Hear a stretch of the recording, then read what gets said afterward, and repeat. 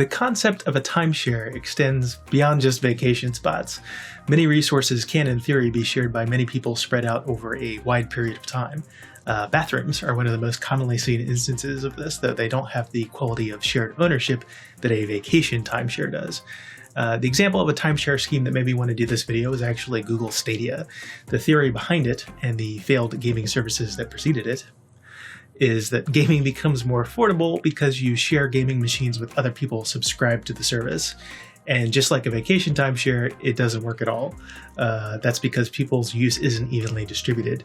People always want to use a shared resource at the same time. People want a vacation during summer when the weather is nice and the kids are off school. People play games in the afternoon after school or work, and they want to play popular games when other players are online.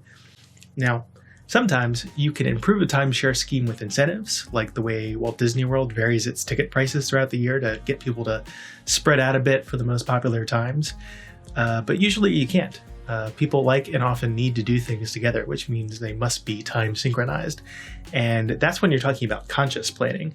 People also synchronize their behavior based on random and unconscious incentives, like people will avoid travel in bad weather, and that incidentally increases their simultaneous use of the internet.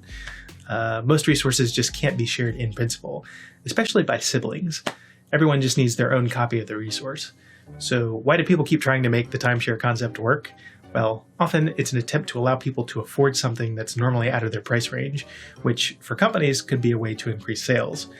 In practice, the closest you get to that is when most part owners actually underuse the resource and the remaining few reap the benefit as intended. So a service like Stadia might be great if you're unemployed and staying at home where you can play video games during the day when no one else is on.